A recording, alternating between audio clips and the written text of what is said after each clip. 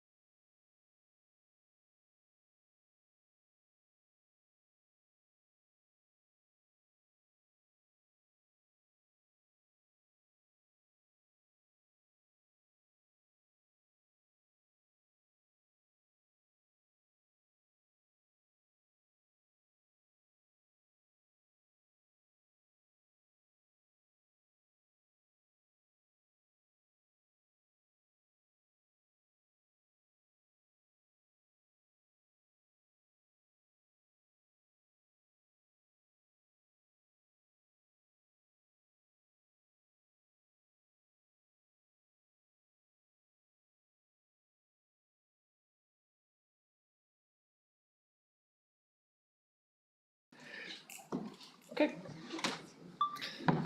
Hello everyone and welcome to tonight's meeting. This is the annual Town Hall meeting.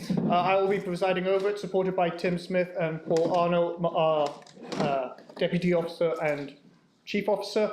There will be time for questions. If you do have a question, please feel free to raise your hand and announce your name, but I will keep them until after each segment has been done, just to allow people to say everything they need. But thank you very much. So let's begin.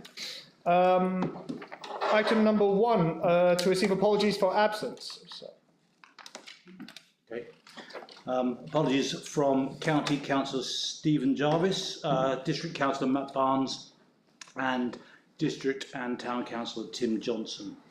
Thank you. Item number 2, to approve the minutes of the annual town meeting held on the 13th of March 2025. We do have a small amendment here. That wasn't correct. It was just this one here. Okay. Should I announce that, or is that? No, it's fine. Okay. You can sign a copy and we'll make that Fine. with it crossed out. It's fine. So just Brilliant. Okay. sign it. We've made a small amendment to item number 4 at the end. There was an incorrect person listed as a recipient, but that's gone now. Do we have any further comments on the minutes? Oh, hello. Yes. Where are the minutes? Can we have copies, please? They're normally available for the public.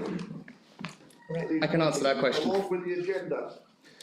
So the agenda for this meeting has been posted on the website. Regarding the minutes that you're referring to from the previous one, that was prior to the current staff who were here. We have been looking and found them only this afternoon, so we will be able to post those onto the website later on, but we haven't had time to do so today with this meeting. And please do not forget, Chair mentioned, to state your name prior to speaking. Thank you very much. Well, my name's Ron Kennedy, by the way. Thank you. A long-time councillor. I know a bit more about things probably go to most people around that table. Good to know. Good to have you here. Okay, any further comments on this? If not, I propose that we accept this into the workings of the council. Oh, sorry. Can you just clearly state what's been changed? Sure, yes. Item number 4, the Green Awards were handed to the environmental group accredited to Carl Stanier and the Royston Repair Cafe. The last part and the Royston Cafe Repair Cafe has been removed as that was incorrect. Okay, thank you. Cool. I propose that we accept this. Do I have a seconder? Thank you, Councillor Adams. All those in favour? Lovely. If you just sign a date. Thanks.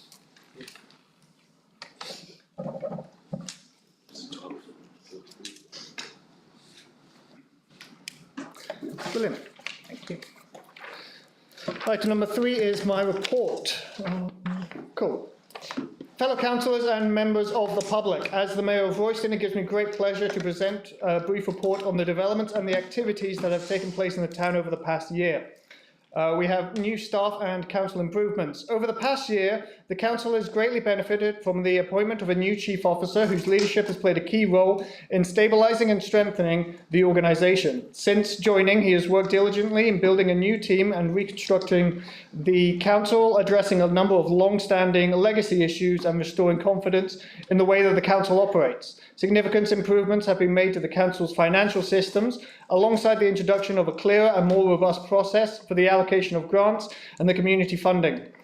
Through strong leadership and a collaborative approach and clear focus on delivering for residents, the Chief Officer has helped steer the Council back into a positive and productive footing, ensuring that it is now in a far better position to support the town and its community. On local businesses, the Council has also taken new steps to strengthen its support for local businesses, the community and its organisations. A good example for this has been our collaboration with the Royston Town Football Club celebrating their 150th anniversary. Recognising the important role that the club plays in the life of the town and is very also the very successful Welcome to Royston event held recently in the Town Hall. Community events. We have held the Welcome to Royston event where the local sports clubs and recreation groups were invited to host tables and to promote their activities to residents. The event proved a great success with many people attending, finding new opportunities and getting involved in local clubs and organisations. Equally, the Seniors Committee has continued to organise regular quarterly events for the older residents. These have included a Scottish-themed event with a piper and country dancing, a February gathering featuring Hearts and Hopes where singing and bingo happened, and the upcoming Step into Spring event, which you should see advertised around town, and more information will come soon. Finally, another big one, the venue initiative. The council has recently approved an exciting renovation project for the town hall, which aims to transform the buildings into a vibrant arts and cultural centre.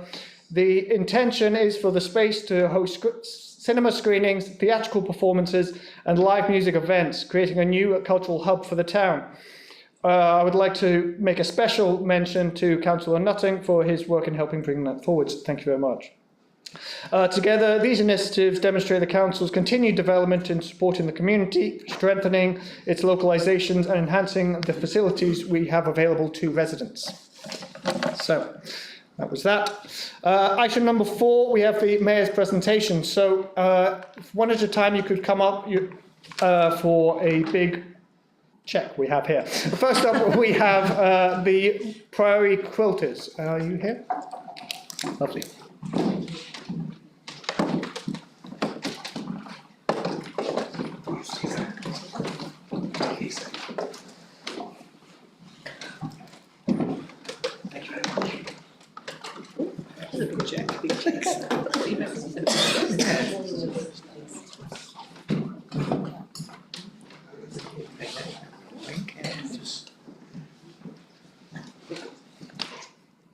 Date on the green one. This is 2024. Oh, thank you.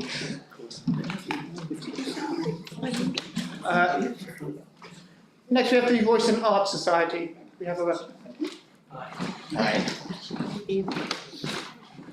Like we should. You should be fun. And we can just applaud for the Priory Quilters.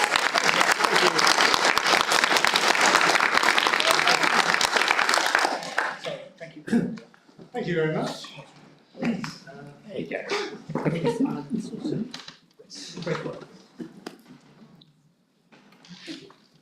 Can I just say one or two words? Absolutely. This cheque, this is to pay for the costs of us staging the September autumn exhibition. It's a big event for us and part of the Royston Arts Festival. Not till September though.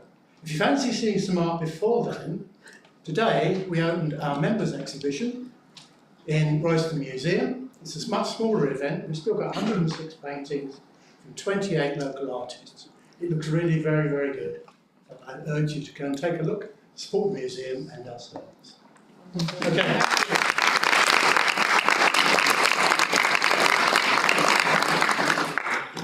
And we finally have the Royston Speak Out Club.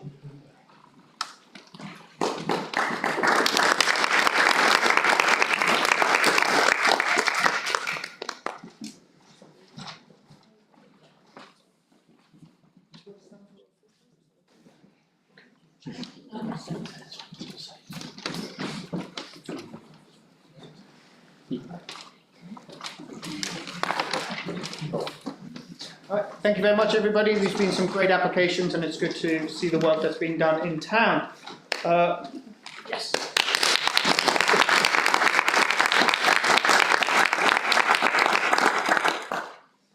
With that, we have some community service awards I would like to hand out now as well.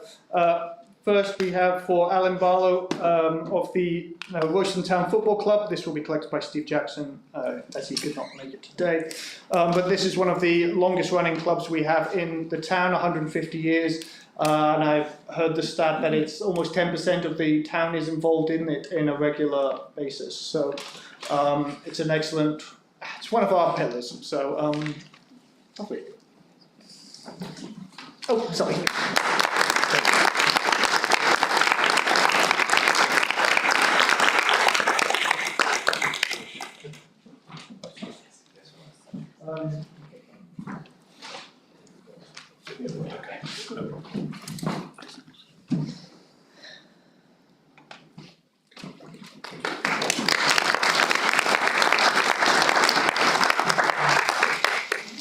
Rob Mills for your work in the market, and the May Fair last year, and many other things as well involved in the council. It's one of the great parts of Royston is its market, and it wouldn't be the same without you here. So.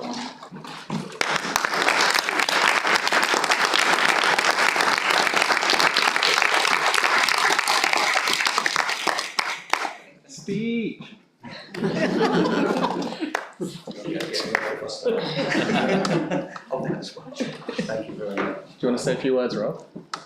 Be good if you did. Well, only 7.5 years I've been doing the market now, so it's worth it just for that. First 9 months was particularly challenging. The last 9 months has been particularly difficult for the market. Economic factors, as much as anything, have affected us. We see the high street struggling, and that's certainly been the case for the market as well. All our traders, who are there on a regular basis, have established a lot of regular clientele. But all of them are experiencing fall away in their takings. Footfall's down. You hear it all the time. Think local, shop local. I just think it's important that if we want to see that market endure, that we continue just as a community to try and support it as much as possible. And thank you to the Chief Officer. Just on a personal note, in that 7-year period, for 6 years, I used to drive around in my own vehicle, putting gazebos out. I didn't have any PPE. And within 3 months of the Chief Officer starting, that was all resolved. So it's nice to have somebody who's supporting the staff, empowering us to do a good job and making us feel at long last valued. So thank you for that. Thank you.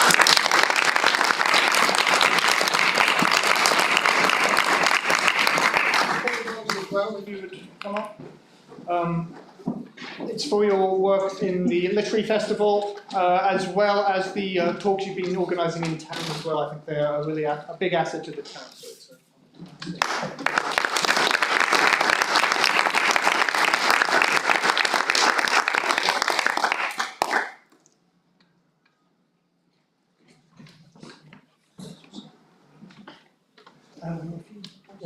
Just quickly to say to the room that this year has been designated as the National Year of Reading, which is becoming more and more important, both to the elderly generation, which tends to be here tonight, but also to young people.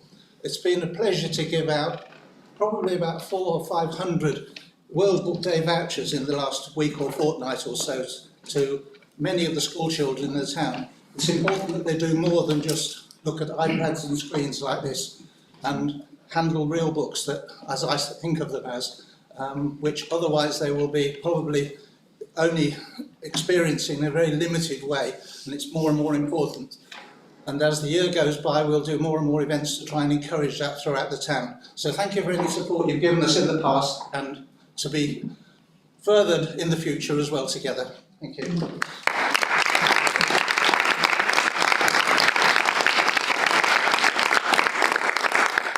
And our last award is the Green Award for Royston Parish Church Sustainable Living Committee.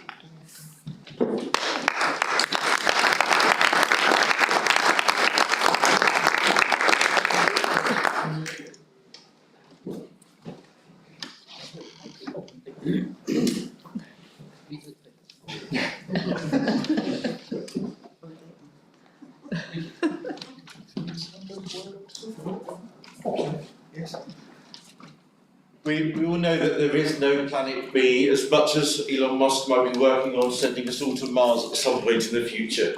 It's something that we're all on the same side of the team on, really, looking after our planet A, our home planet.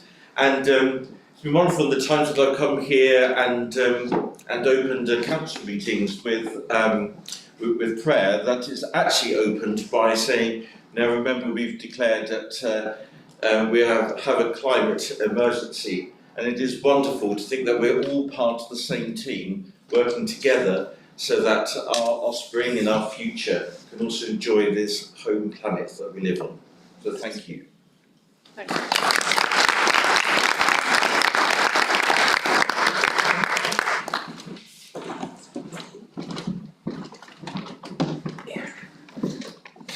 Okay, thank you very much, everybody. It's good to have you all here. We now move on to the next part, which is the questions from electors to town councillors. There will be another one later for district and county councillors. So if you're not sure, just ask anyway. But if you do know, try and keep it directed. And please state your name when you state your question.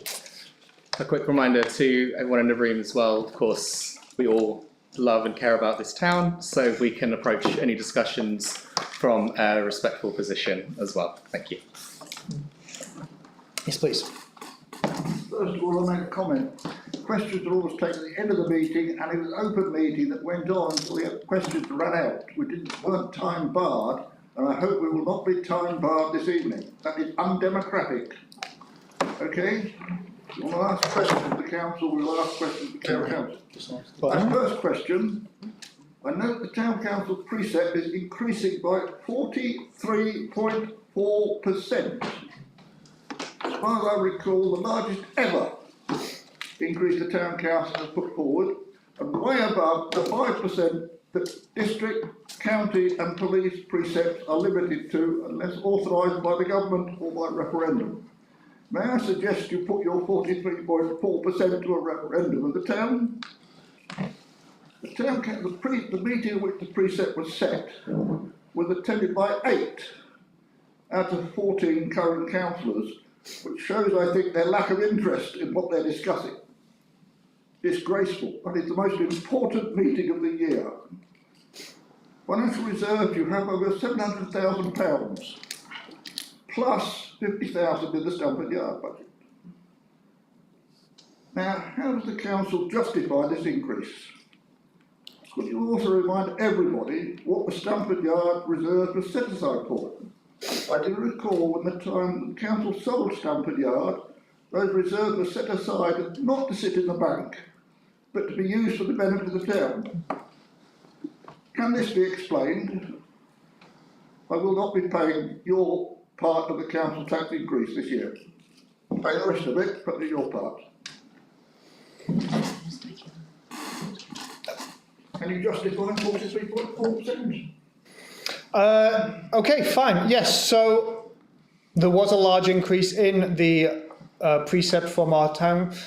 We've gone through a lot of changes over the last year, and we've unearthed a lot of financial holes that needed to be plugged, and therefore the best way to do that is to, well, we had to raise the money there, so we weren't given much of an option. You have the money in your reserves. What are they for?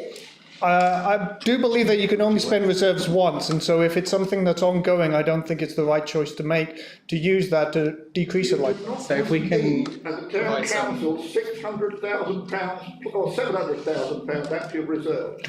I'd like to remind Mr. Kennedy to please allow people to respond to your question. I have surpluses on your budget year on year. And I know that because I used to see the figures. In fact, I produced the original spreadsheet for your budget. Okay. I'd like to remind Mr. Kennedy to please approach this in a respectful manner and allow the town councillors to actually respond to the queries that you're making and not talk over them. And we can hear from the Chief Officer to provide a couple of facts regarding the budget for you as well. Like I said, if we could please hear from the Chief Officer and allow him to speak without being interrupted in a respectful manner. So when I started, the accounts were in what I can only describe as a mess. And we had invited DCK, a chap called Derek Kemp from DCK, who is one of the country's renowned accountants for councils, to come look at our accounts before we put the budget out. His advice was that we raise the precept to what we raise it to. And currently, in the league tables of parishes in North Herts, we are currently 13th in that table. To give you an idea of where we are in the precept league, all of the parishes above us average just under 1,400 people. Royston has 18,500. We are still 13th in that league table, even after putting up the precept to what we did, which was, again, after having it doubly checked by a team of accountants, external accountants, to ensure that we, A, got everything where we should have it, and B, that we were making the right decisions. The council met prior to the meeting that you described in order to go through those accounts to make sure that everyone was happy with those accounts as they were. A few questions were asked and a few minor changes were made. But in general, it was agreed that's what we needed to do. Precept wasn't increased last year, which was a mistake. It would have taken a bit of a sting out of this year's one, but it is what it is. With regards to the reserves, if I can refer to my deputy, he is far more adept with this one, having worked on it himself. Yep. So if you'd like to take over that. Absolutely. So when it comes to the reserves, there are different, as I'm sure you're aware, different sections. So there's earmarked reserves, which are held for different specific projects, such as election costs. Those are all static, essentially, because they are for very specific needs. There is also, again, advised to us by DCK, specifically Derek, that we need to have a specific amount in our reserves which stays there related to our running costs. So the recommended amount there is 6 months. So we have that, and that is something that we do not touch and do not use, as is recommended by the experts. So following on from that, we do have a surplus in the reserves. It is still not exactly an unhealthy reserve, you're absolutely right, but it's not 700. The number is actually closer to about 200. So the advice given to the council when we were having these conversations after having spoken with Derek was essentially that if we were to try and use that to supplement the precept this year, it would essentially create a nasty sort of backflow next year, because you can only spend it once. If you spend it, it's not there. And we're also, having had a transition from a time of volatility, I think is a fair way to put it for the council, unaware potentially of other things that may come up during the year ahead of us financially. So in order to do the responsible thing for the town, for the council, and not to leave it in a state where we could end up essentially in default, that was where the recommendation came specifically as well from Derek, who of course that was who we trusted, and that was why that recommendation went forwards. So moving forward as we go through the rest of the financial year from the 1st of April, the council is aware of what is potentially available. They are aware that there could be pitfalls ahead that we're unaware of. And then when we get to budgeting for the year following, they'll be able to make far better informed decisions, as we now have a properly staffed team who can actually keep track of the books, keep track of it properly as well, and provide all of that financial information. So we have a great finance officer who is making sure that we have that happening. We found plenty of problems of how VAT was tracked. We found problems, where was it? There's quite a few, but that was pensions. Pensions and how that was done and not done and tracked. There was also an issue found there. There's an issue in how the budget was actually calculated in prior years, which we had to resolve as well. And I think three other big ones we had to go through.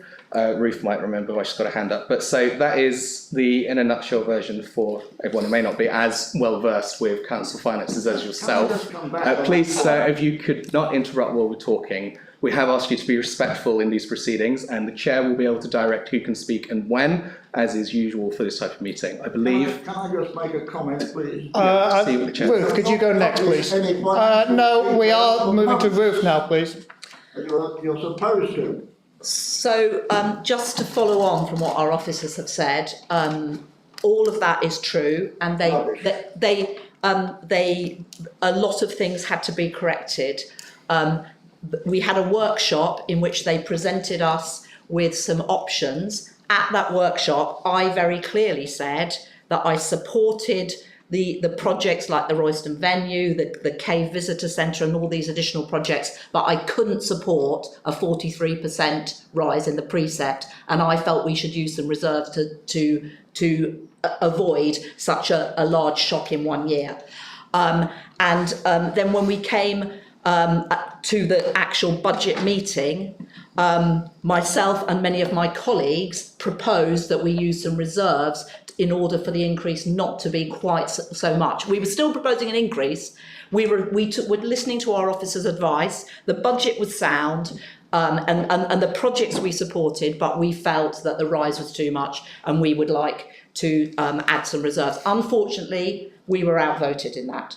So it's a shame that there were not more members of the public at that budget meeting in January, and then you could have observed that.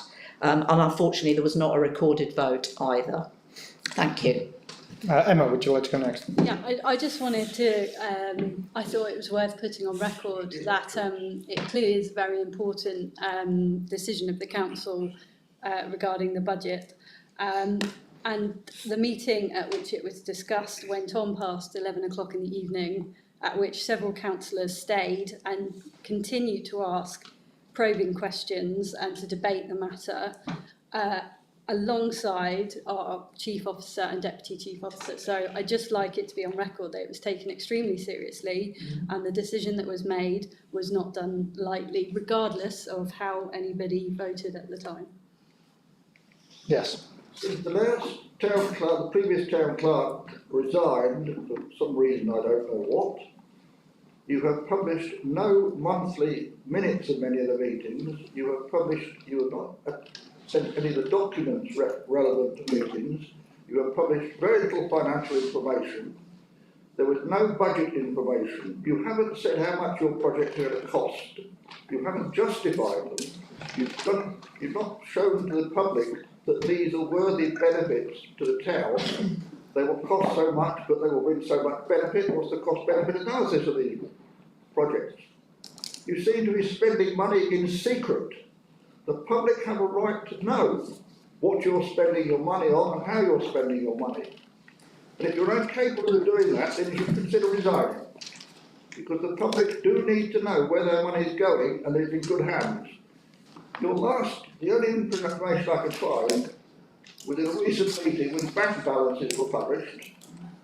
And it said in there, Treasury account £600,094.55, unallocated funds.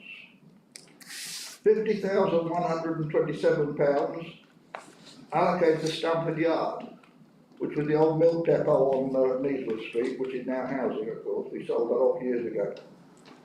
The CCLA investment account, £100,000.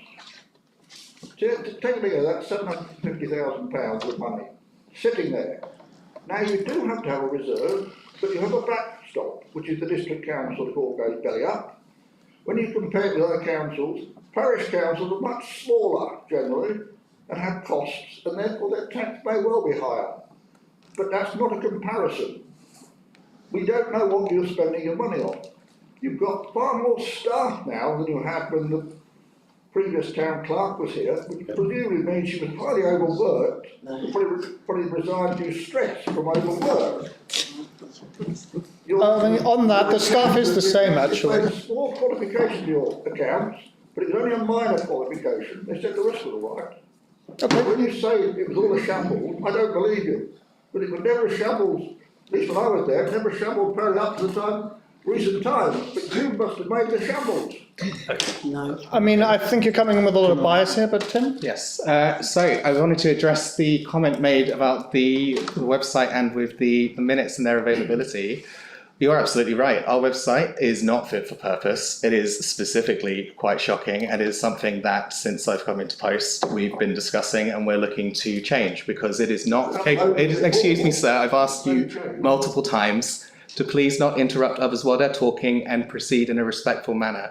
You do have the right to speak at this meeting. You do not have the right to command this meeting.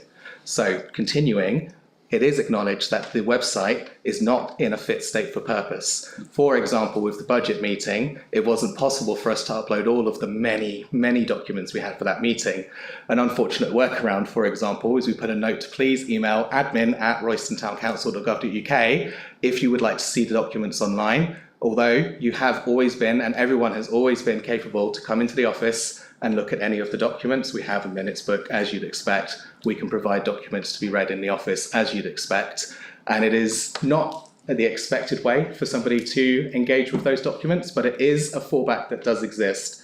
With the website, we are reviewing how we could update that, what is the responsible way to do so that we can make sure that these documents are available online as well, rather than only there, and we will continue to update on the website as we can, but yes, it is not in a fit state and it is something that is on the papers to have a look at. So reassure everybody that we are going to be looking at the website so we can make sure you can get all the information in the way that we'd like you to receive it.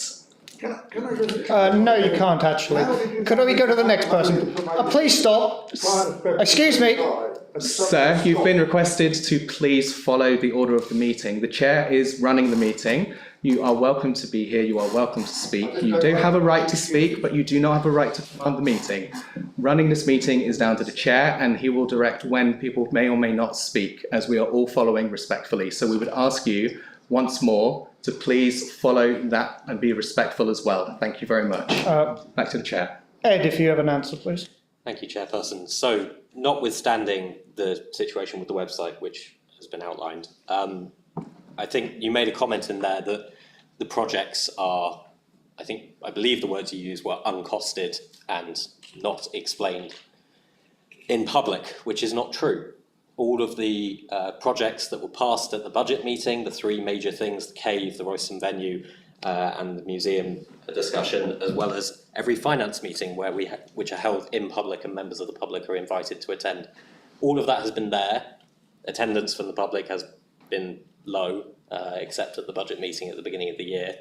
But things like the Royston venue, the proposal's there, all the information about how it's costed. It was a 6-month piece of work on my part to create that, to budget it carefully based off both historic costs of the cinema and the future running costs, accounting for things like inflation over the last few years, accounting for the increases to the cost of employment for national insurance introduced by the current government, various things like that. So a full costing of of all of our projects that we pass has been done, at least in the time that I've been a councillor. My last comment is going to be that the website, as far as I understand it, was last overhauled in terms of a system in 2022. And frankly, what was put in place, in my professional opinion as a software engineer, was not fit for purpose. And that is why we are now in a situation where we are reviewing it and we are working on making sure that it's up to scratch so that, for example, all the documents can be uploaded shortly or in advance of a meeting. Can I just ask No, I'm going to move around the thing and I'll come back to you later. how was the document Okay. uploaded or it's not fit for purpose? Sir, you've been asked to stop interrupting the meeting, please. The chair is going to direct who may and may not speak, but once again, you have a right to speak, but you do not have a right to command the meeting. The chair is running the meeting. Please be respectful and allow other electors to also speak at the meeting. You will be asked to leave if you continue to disrupt the meeting and don't proceed in a constructive and respectful manner. We absolutely want you to be here. We absolutely want to hear the comments that you have, but we want to hear them in a way that is respectful to the town councillors and your fellow electors who are taking their time to be here this evening. So please, as a former councillor and a former mayor, respect the procedures. Sorry for the delay, but please. My name's Clive Hall. Councillors, I'd like to understand, I hear what you say that the accounts were in a mess, but I can't understand how your auditors have signed them off in previous years. How is that possible? Do you want us to say that? Yeah. We agree. Yeah. To be honest. So have you changed auditor? We are appointed auditors. We have Haynes Watts as our auditors. Have you sought to reclaim the fees that you've been paying your auditors? It's something we're looking at the moment with Derek Kemp in actually changing the internal auditors that we have. The AGAR last year didn't go through originally because of the issues that were found, and we had to ask for an extension on that. We worked very hard up to that extension and actually got them through and signed off the day before, and that was actually from doing a huge amount of changes and putting right a huge amount of mistakes that had been made the year before. I can't really comment on the previous ones because I wasn't here, but we would certainly. The councillors were here in previous years. They have a responsibility to make sure that this body is audited and audited properly.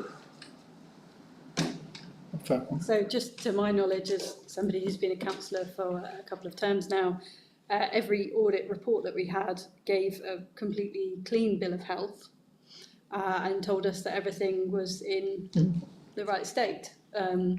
it has now come to light that was not the case. But how that happened, we can't know. But obviously, clearly, if there was anything on the reports, we would have questioned it, without going through the accounts in detail or having detailed accounting knowledge. We weren't in a position to question it anymore. I would say the internal audit tends to scratch the surface as opposed to go into fine detail. An example of one of the things we did find was, for example, one of the things we're sorting out at the moment is the previous town clerk had told all members of staff that they couldn't join the pension scheme for 3 months until 3 months after they'd actually started at the council. We now know that to be not true, and therefore we're having to offer all the staff the ability to have those 3 months back. That would obviously mean a small payment on their part, but also a payment from the council to make up for the missed pension payments that were made. So that's an example, and that's something that the auditors would probably not look at in that kind of depth.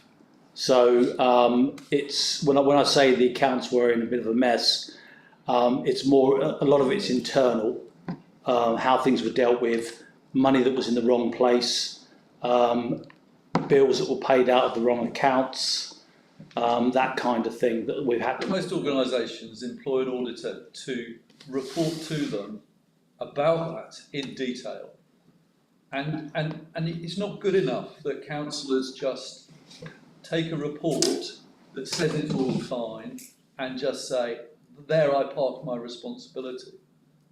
They have to take responsibility for the finances of the council. And it appears that they haven't been doing so. Well, if the auditors have given the council accounts a clean bill of health from their point of view, then the councillors would take that.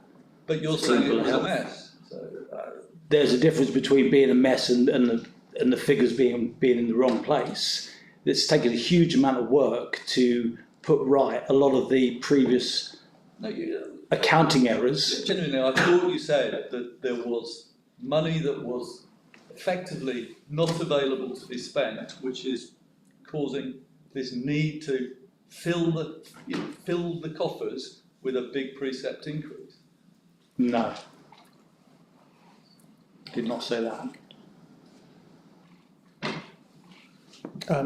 Emma. Yeah, it's just with regard to the auditors, they're obviously far more qualified to assess accounts than, volunteer councillors. And yeah, we were instructed through the standard report that it was that there were no issues as repeated. I think the other thing to say about a precept rise, regardless of whether you agree with it or not, this is not filling any coffers. This is to fund a budget. This is not to put money in the bank at the end of the year. This is to pay for the services and the town requires through the council. Okay. Ed. If I may. So my experience of auditors is that they don't typically go through every single line item in your accounts. They take a sample. And if the sample they take is supposed to be selected to be representative. Now, I wasn't here in previous years, I was elected last summer, but I can tell you that it is not normal for an auditor to check every single thing. They are relying on the person that prepared the accounts having been professional and operated in a professional manner. So I'm not worried about the auditor, Ed. I'm worried about the councillors who are taking a report without really interesting themselves in it and saying it's good enough. So if I can finish what I was saying. Genuinely, I think the responsibility of a councillor, singly and collectively, is to ensure that that audit is done properly. And what I'm hearing is it hasn't been done properly for many years. So I can't speak to previous years, but as was commented, our accounts for last financial year, took time to correct and get into a state where the auditors could agree and where we could pass them. Significant interest was taken in those, in not just the auditor's report, but the actual underlying accounts. We're now in a position where our financial officer, not here this evening, but she's been doing a fantastic job to upgrade the processes, not just in terms of how do you operate as the accountant or the financial officer of a town council, but also in terms of how does she communicate what is quite complex financial information to us as councillors. Now, I'm lucky in having been in a position of running a business and being able to pick up those kind of spreadsheets and make sense of them, but not everyone can.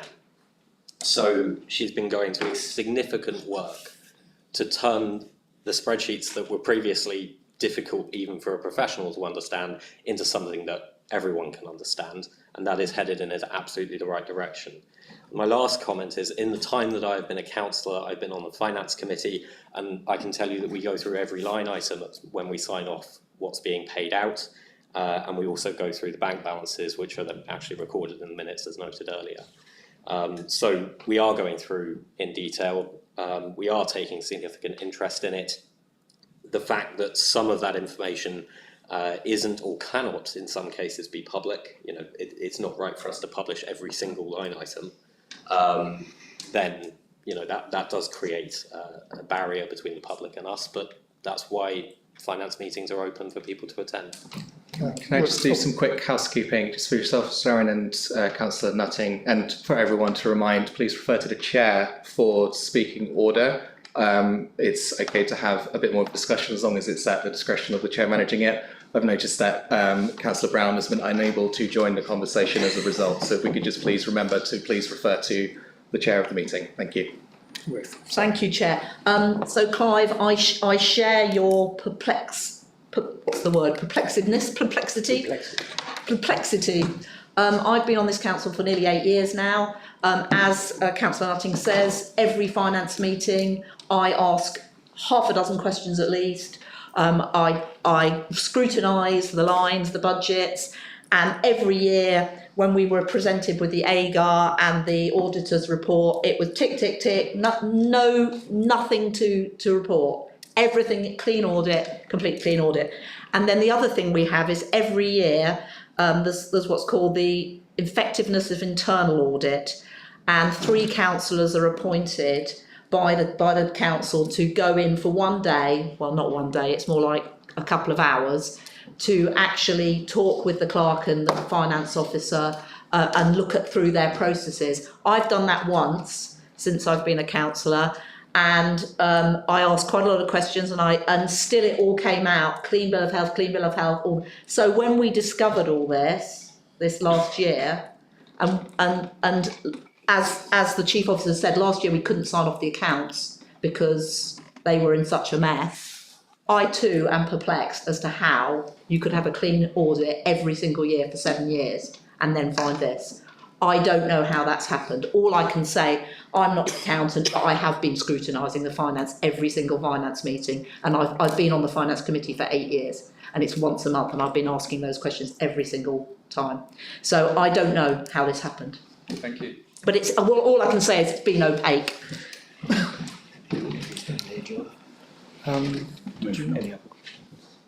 Any other questions? Okay, thank you. I've got a question, a comment actually, which you might find interest. By all means. I see that Morrison, the 4 Morrison site has now been abandoned, apparently, appears to have anyway. The Carthenstone seat has given up on building on it, so no work is done. Might I suggest that that might be an ideal site if Carthenstone don't want it for a health centre?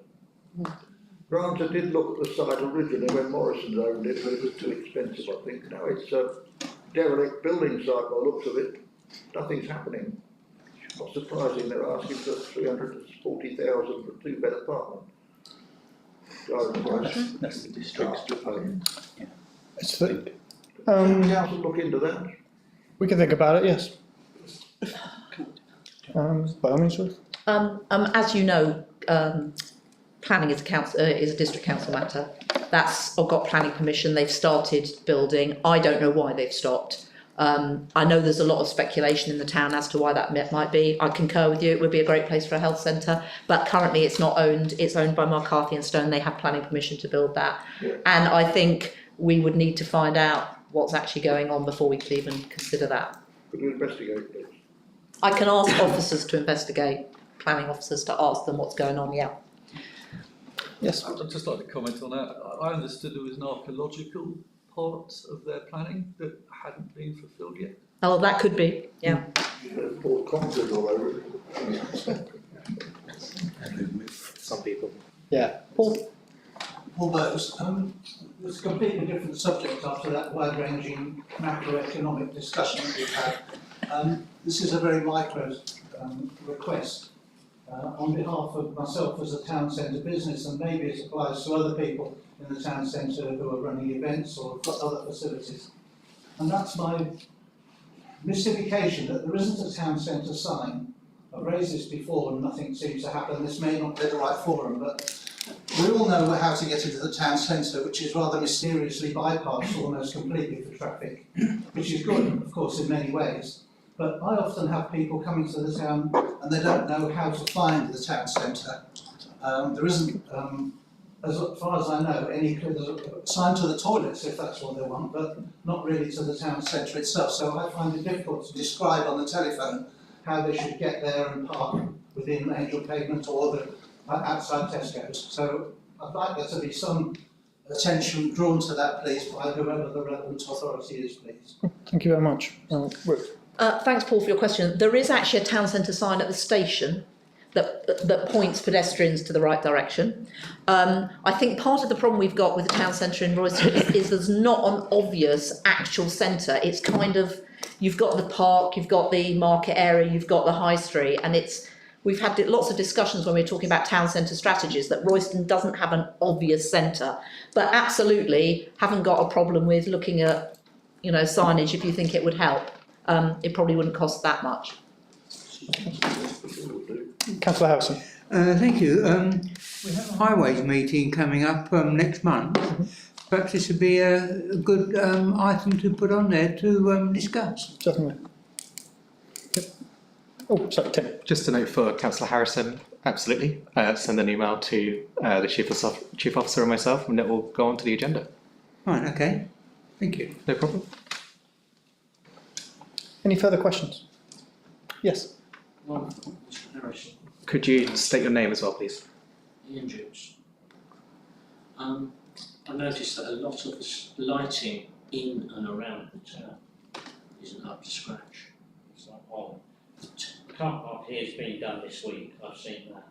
No lighting at night in the Priory Gardens, and some of the lighting in the High Street is out, as is out at the top of the market square as well.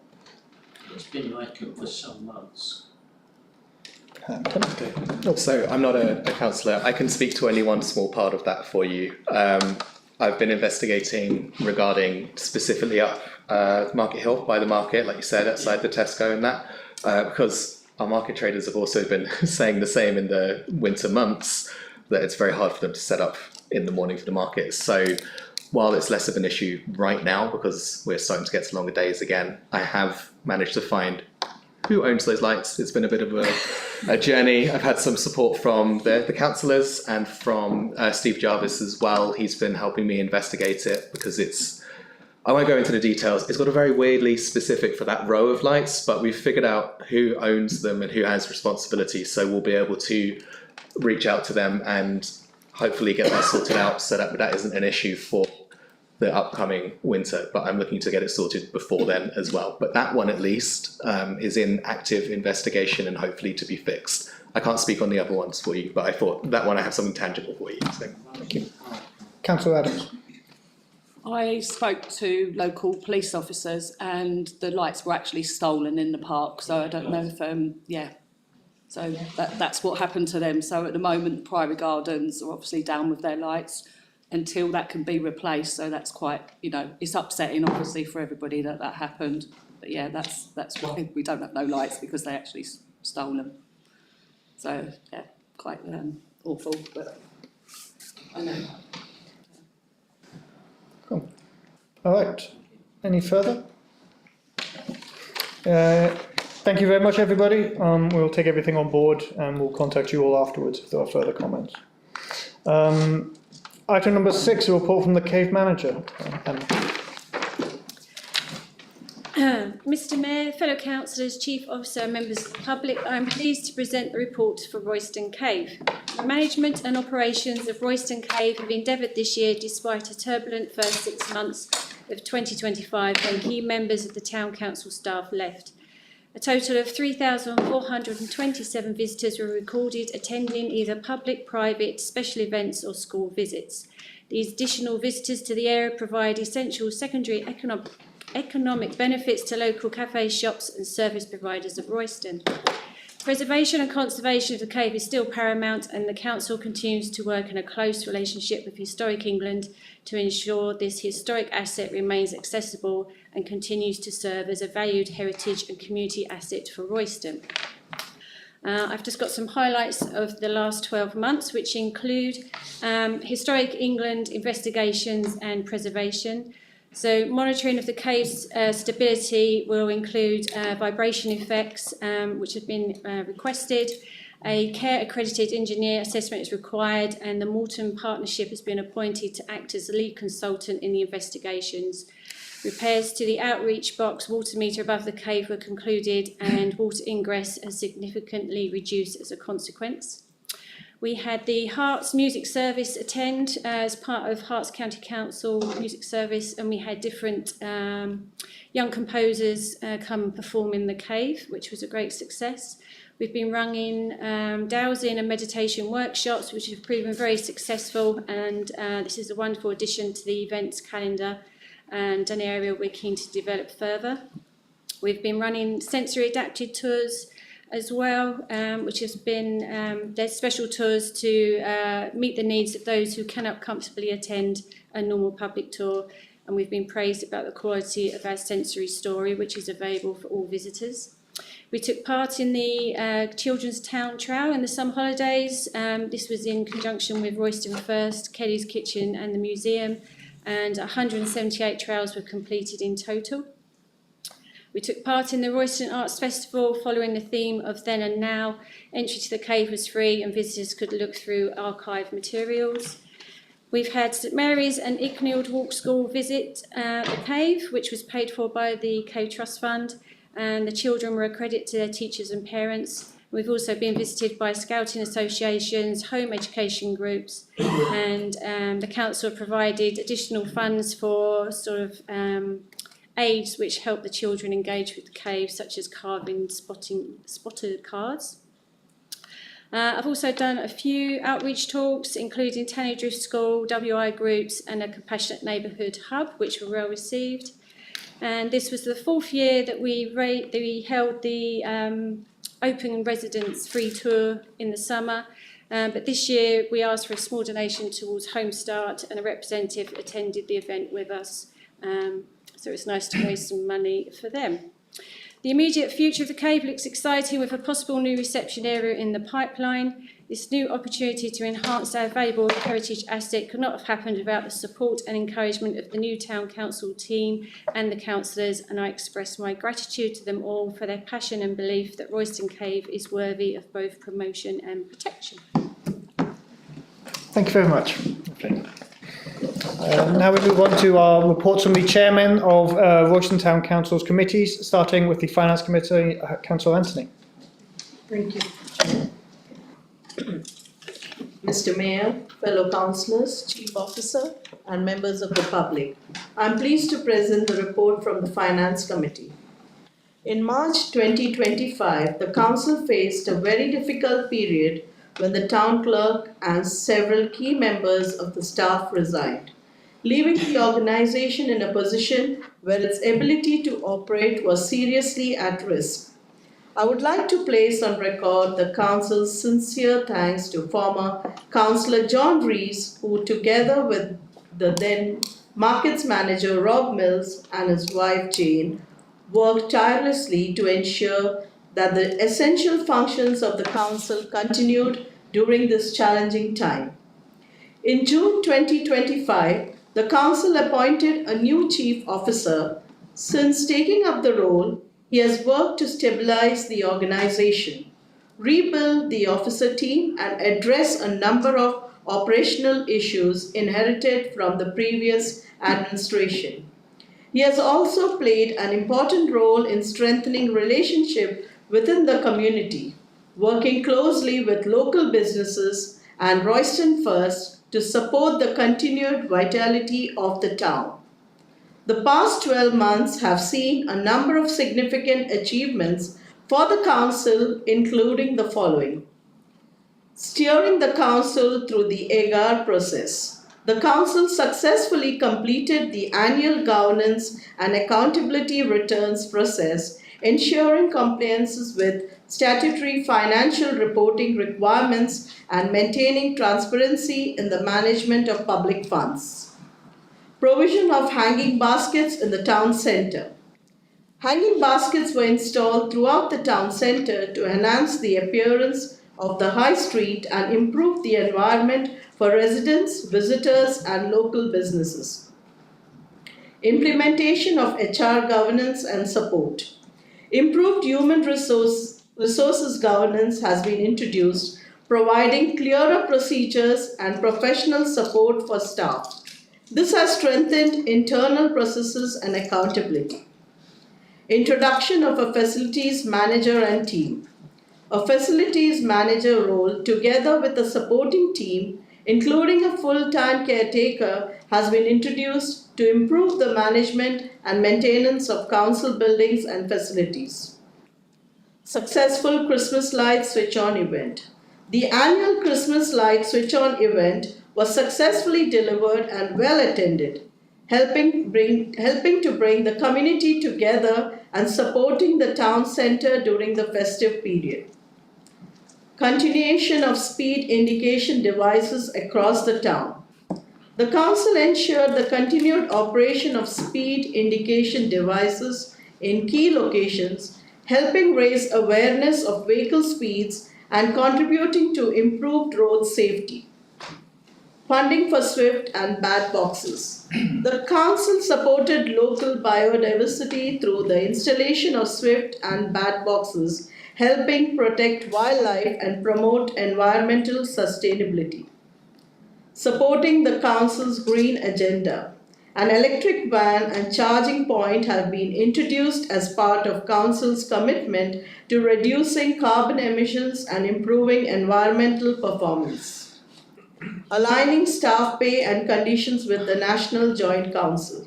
Staff pay and working conditions have been brought into line with National Joint Council standards to ensure fair and consistent employment practices. Introduction of DCK payroll solutions. A new payroll provider has been implemented, improving the efficiency and reliability of payroll services. Supporting community organizations and events. The council supported Royston Town Football Club's 150th anniversary celebrations, appointed a new town crier, and continued to support community events, including senior events and the mayor's quiz. These achievements demonstrate the council's commitment to strong governance, responsible financial management, and continued support for the local community. Thank you. Thank you very much. Next we have the Planning Committee from Councillor Beardwell. Thank you. Mr Mayor, fellow councillors and members of the public, may I present to you the report from the Planning Committee. I would like to thank our Town Hall team for their support and hard work. I would also like to thank the members of the Planning Committee for their work over the past year. The Town Council Planning Committee is of course only a consultee for all the planning applications which are then submitted to North Herts District Council Planning Authority. Our role is to give a view on decisions using our local knowledge. We also have to be mindful of the climate and diversity emergency declared by Royston Town Council when making decisions. A significant proportion of the applications received are for the replacement of existing conservatories with built extensions to provide more year-round accommodation, roof extensions to give more bedroom area, and also conversions of garage space. This means that households can have more living space without the stress and expense of moving house, and also makes the most of the plot involved. We've seen several developments which provide more dwellings in existing buildings in the town centre. This not only provides much needed extra homes, but also adds to the vitality and security of the town centre and leads to an increased uses of the town facilities. The major concern of the Planning Committee has been the applications for large housing developments. The Meridian Gate development is virtually complete with some open space being finished. There is also a planned development at Burlows on Newmarket Road, which will provide another 325 dwellings. These developments are accounted for in the local plan. What is not accounted for in the forward planning are 2 developments which have been proposed by developers, one at Echo Hill and one off Barkway Road. Both these applications have caused a great deal of concern to residents, and several meetings of the Planning Committee have been very well attended by well-informed residents who were able to make their opinions known. The Planning Committee for both these proposed developments have had a strong objection to the application and have listed the reasons for the objection. The application for Barkway Road development is now going to the Planning Inspectorate, having been refused by the North Herts District Council Committee. The Town Council have made representation to the Inspectorate by letter, laying out our reasons for objection, and there will be representation by the Town Council at the hearing in May. This committee will always do its best to represent the views of local people. Planning Committee meetings are held on the first Monday of the month, except in bank holidays. Residents are always welcome to these meetings and can ask to speak at the meetings and will be listened to. This is my experience, that it can make a definite difference in the decision making if people speak. We are all residents too and care strongly about our town. Thank you. Thank you very much. And then we have the General Purpose and Highways Committee with Councillor Howson. Thank you, Mr. Mayor. Mr. Mayor, fellow councillors, Chief Officer and members of the public, I am pleased to present to you a report from the General Purpose and Highways Committee. This year has been a transition year with a completely new team at the helm of Royston Town Council. However, our work has continued. Last month we heard from the teacher of Roman Way School who brought to our attention the school crossing lady had left her position and the dangers the young children faced in crossing a very busy road to get to school. And the problem had been made worse by allowing vehicles from the Johnson Matthew building site to use the playground area of what was the old Royston school site. As a result, the committee requested the Chief Officer to write to Hertfordshire County Council asking for a crossing being placed as close to the school as possible to help keep the children safe travelling to and from school. In addition, we also discussed the need for a safe crossing in the Shakespeare area of Burns Road, as there are shops, community centres, doctors' surgeries and other structures in the area where crossing the road is necessary, and this includes the underpass and the bus turning point. Since 2018, we have been working with both county and district councils to make Royston a sustainable travel town, and that is along with Stevenage and Letchworth. If this is achieved, it would improve bus routes, footpaths and cycleways. The 91 service has now been improved and now serves Hedra Gardens.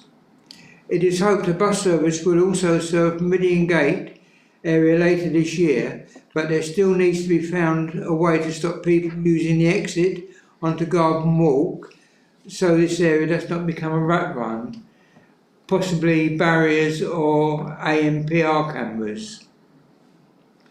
Plans are also underway to improve the entrance to the market at the top of Market Hill. Proposals to extend the road out opposite Tesco's so a new pedestrian area can be made to allow prams, pushchairs along with invalid chairs to gain better access. In addition, in building the road out, it should stop vehicles turning the wrong way down the one-way street, as the road will be shaped to go around like that to see vehicles can only turn left out of there. There are also plans to remove the stones in the middle of the road at the cross area and put in a right-hand lane so that buses, taxis and cycles only can use it. other vehicles will still have to swing round the roundabout as they do now. The proposal is to get the 16 bus back onto a 30-minute service. It would also mean it only calling at Tesco's Extra and the Gateway only once instead of twice as it does now. As the bus would turn straight out of Neesford Street, left into Melbourne Street, there would be a need for new bus stops to be put in place to cover the old stop that is outside what used to be Morrison's. That's the only bus that will now use that would be the 91 service. In closing, I must thank the committee for their work and support this year, along with the Chief Clerk, his deputy and the ladies in the office, who have always been most helpful and polite, and a pleasure to work with. In addition, I must also thank our county councillors and chair of the area forum at North Arts District Council, who keep us updated on what is happening at both district and county. Thank you. Thank you very much. And with that, we move to item number 8, to receive a report from Hertfordshire County Councillor Ruth Brown.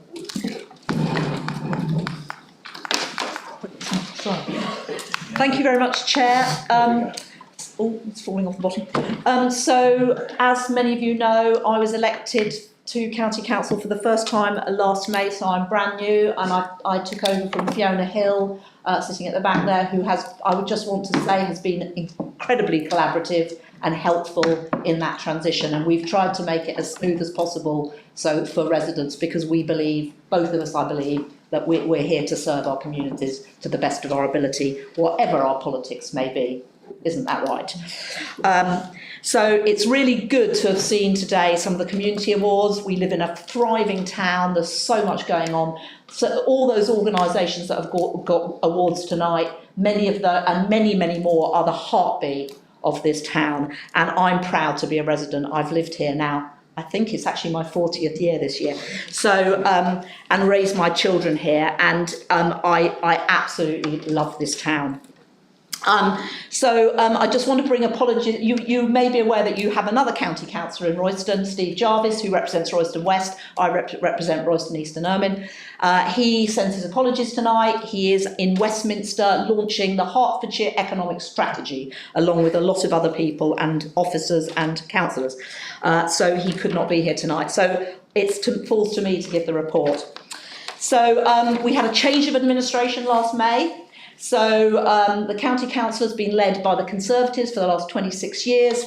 In May 25, the largest group was to be elected with the Liberal Democrats, but we don't have an overall majority, so we formed a minority administration. That comes with its challenges. When you elect your leader, you want to get your budget through, you have to have the support of other members. And we've been very fortunate to have the supports of many of the Labour and Green councillors, and it also forced us to work cross-party and work together, which I actually think is a good thing for everyone.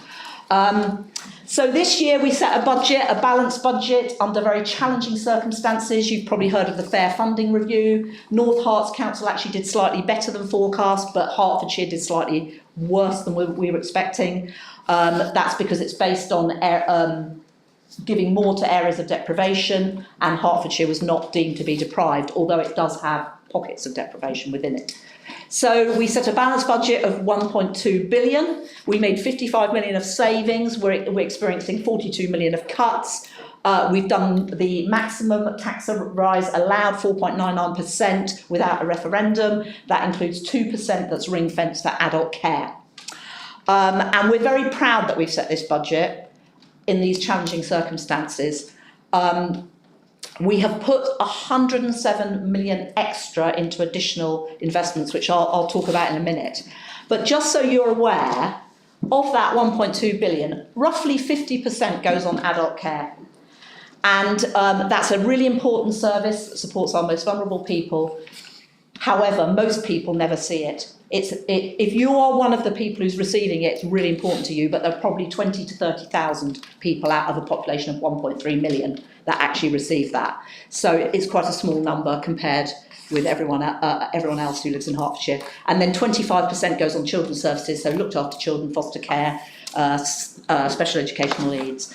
And so that's 75% of the budget, doesn't leave us, and those are statutory services we're obliged to deliver, so it doesn't leave us a lot to play with.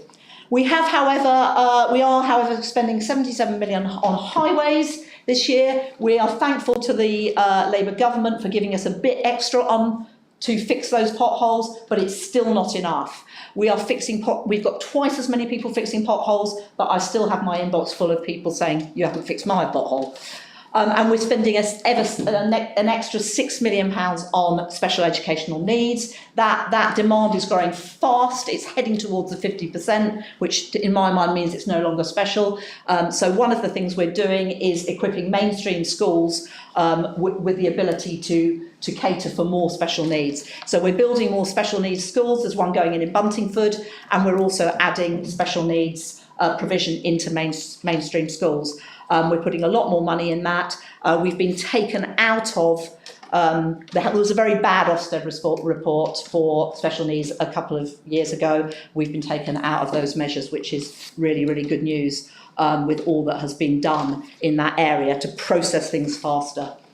Some of the additional things that we've invested in are 20 mile an hour schemes. So the list under the previous administration, there were 550 schemes, and I think 50 to 70 had been completed.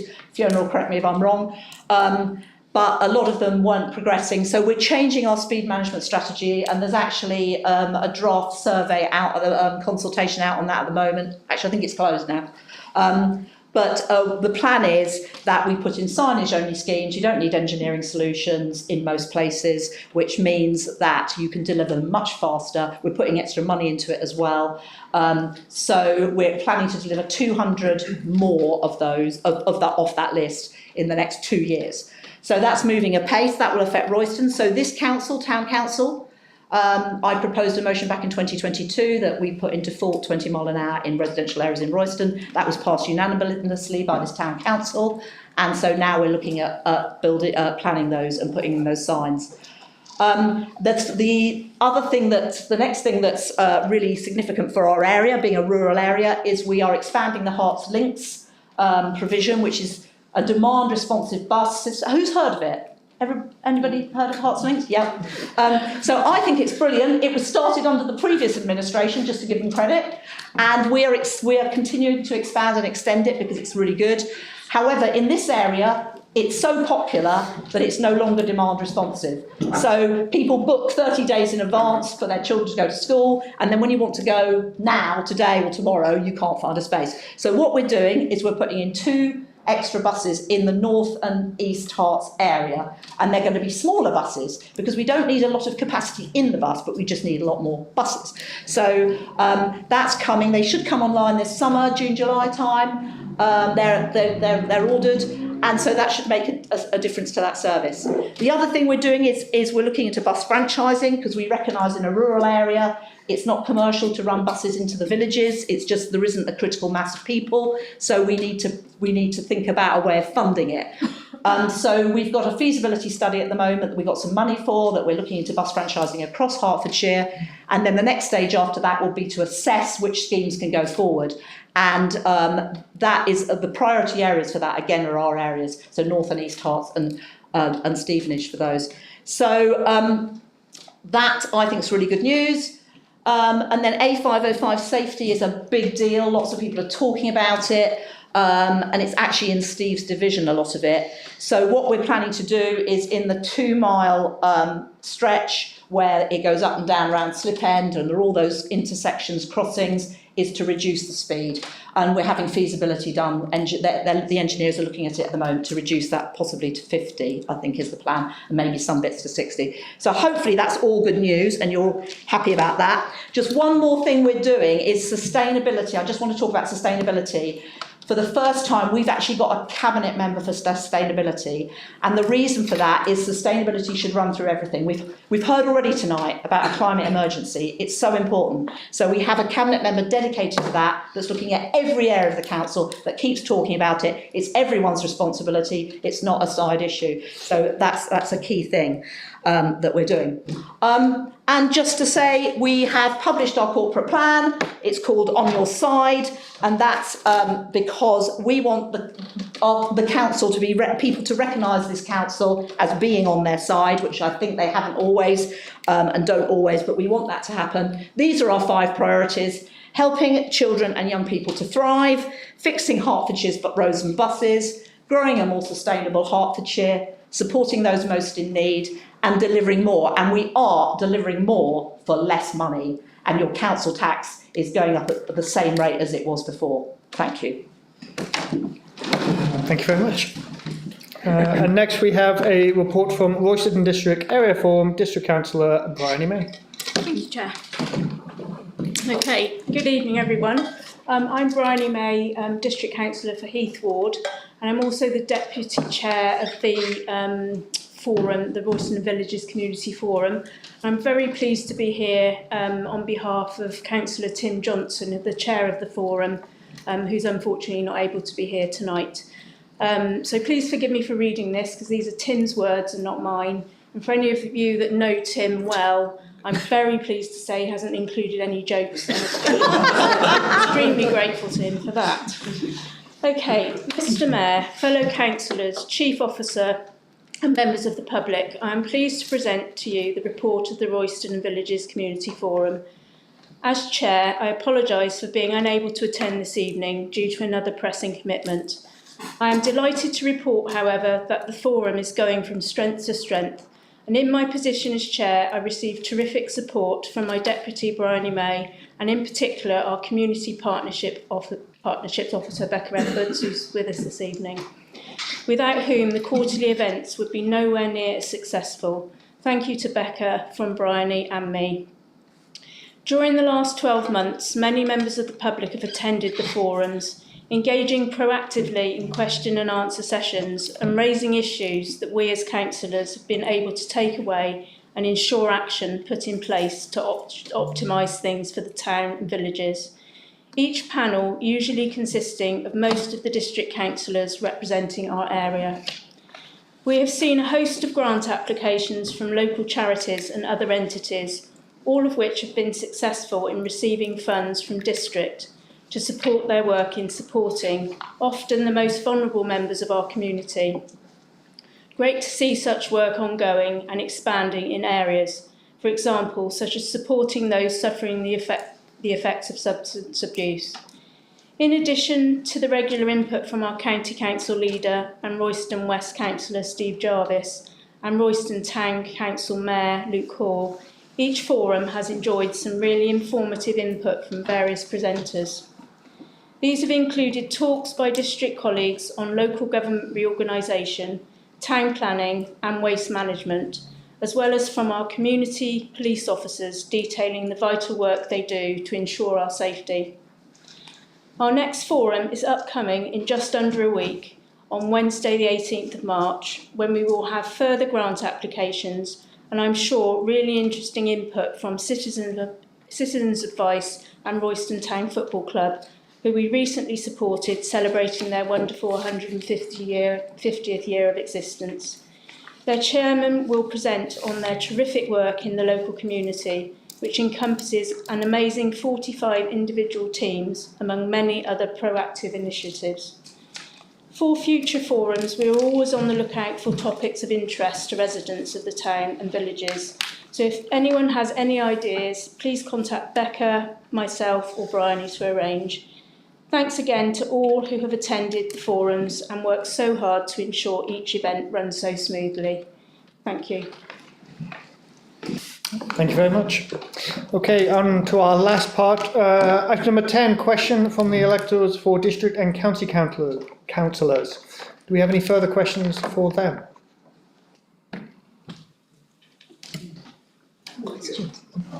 Yes.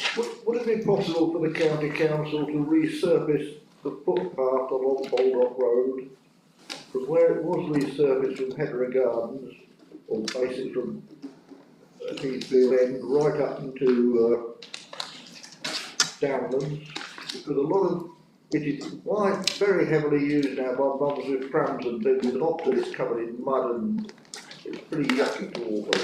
I don't see why it shouldn't be possible. That's in Steve's division, so I don't think it's on the Integrated Works programme. It might be. I don't know actually, because we're just looking at our next year's. That's the maintenance programme that's funded centrally by the county.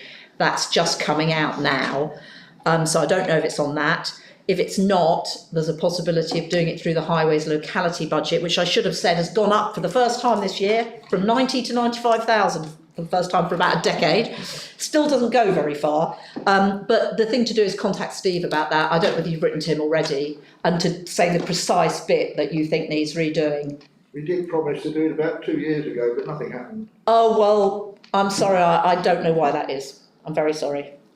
We obviously have to look at priorities and which are the ones that are most well used and in the worst condition, and we have to prioritise because we don't have an infinite pot of money. So yeah, and maybe you should remind him. Thank you. Yes. I noticed from the signs that there's been some diversions from the M11 going down the A10. Ironically, the same bit of road that when I drive, I must look erratic as a driver, trying to avoid all the potholes. When the motorway is diverted through Royston, does National Highways compensate for some of the damage that would have caused to our roads? I actually don't know. Does Fiona? Do you know? Sometimes if it's something pretty serious, but generally not. Unless it comes through the budget that you're talking about, the pot of money that comes through. Yeah. But it's a good point, actually. It has been raised before, worth raising again. Thanks for that suggestion. Yes. Yeah. Again. Could I just ask someone to give a broad brush indication of how the changes to local government are going to affect us going forward, please? A bit of a timetable, a bit of a... I'll give it a go. So see how quickly I can do this. Tell me to shut up if I go on too long. So basically, thank you. So let me stand up. So at the moment there's a consultation out. And it's a public consultation, so if you go on any of the council websites you should find the link to it, called Local Government Reorganisation Consultation. It closes on the 22nd of March, so if you want to have your say, go in there. There are 3 options for Hertfordshire: 2 unitaries, 3 unitaries and 4 unitaries. 2 unitaries would have us with North and East Herts, Stevenage, Welling, Hatfield and Broxbourne. 3, I can't quite remember, and 4 does mad things in my view, where it splits Ashwell off from Baldock, which is and puts a line through North Herts, which is a bit mad and isn't financially very sustainable either. So sorry, I am stating my preference now, and I can't actually remember the 3. But anyway, personally, I'm in favour of the 2. The county council voted for 2, and actually full council at North Herts voted for 2 as well. So you can have your say, and it goes through questions on each option. Once that consultation closes, civil servants will look at it all and then they'll make a recommendation to the minister. The minister then chooses what they decide, their decision, and it's up to the minister. They can choose to do what the civil servants recommend, or something, or not, or something completely different. I think the good thing about Hertfordshire is the Herts Leaders Group, so that's the leaders of the county council and the 10 districts and boroughs, have worked together to put in a joint submission, even if it is with 3 different options because they couldn't agree on one. But at least they've worked together. In other places, it's been completely random and people have put in competing things. So the answer is we don't know, but we think the Secretary of State will decide in the summer sometime. And then when that happens, next May, there will be unitary elections to the Shadow Unitary Authority, which will last for a year until 28. And during that year, the County Council and the current districts and boroughs will run alongside the new unitary then in the 1st of April 28, you'll have a vesting day for the unitaries and the district and counties will cease to exist. Town councils and parish councils will be unchanged. However, they may get some devolved responsibilities, and that will be a negotiation between them and the unitaries. So, for example, North Herts currently runs the Priory Gardens, the cemeteries, etc. The town council could consider taking those on. And the town council has the benefit that the precept rise is not capped. As we just discovered, we just talked about the 43% rise. So, but we have that ability, whereas at the moment, the trouble with council funding is it's dropped so much in the last 15 years, it's by real terms about 35%. So we're continuing to try and deliver with less and less money. So I hope that's a good... Oh, and there's the mayor, the strategic mayor, we hope will come in for the whole of Hertfordshire, one mayor, elected mayor, in 28. Personally, I don't agree with elected mayors, but we've decided to go for it because it comes with a lot of money. Whether the minister will... Steve's had 2 meetings with the minister. They seem to be positive. We don't know whether we'll get it in 28 or not. Thank you very much. Tim. It's a great rundown. I'd make one minor amendment. No, that's okay. While there is the potential for Royston Town Council to receive devolved authority and responsibilities, it isn't a buffet. We can't say, oh, we'll have a bit of that and a bit of that and go on, we'll take a bit of parking lots as well. It's very much open for discussion with the new unitary authority once it comes into existence. There is expected, so some of you may have read the white paper that was originally published, some of you may not, but there is a strong expectation for that to happen with the basis of a unitary authority having less bandwidth, essentially, and even creating more parish and town councils throughout the country to help take on a lot of those responsibilities, with the whole purpose being that we are right here closest to the communities. So not to speak on for the council, but it is going to be something that the council looks at and discusses with whatever the new unitary is called, to see what would be feasible, what they would be willing to part with, what they would be desiring to part with. It's all very, very unknown for now, but it's not a pick and choose. It is very much a discussion to be had. And I think from the discussion so far, it's one that this council is very keen to do to be able to serve the town of Royston all the better. So, yeah. I would definitely follow Ruth's recommendation to get involved with that consultation, because if you put in those kind of suggestions, like I'd love to see this pop to the council, that kind of stuff does filter through. Thank you very much. Any further questions? Okay. In that case, thank you very much, everybody. End of meeting. And please help yourself to some food. Please do.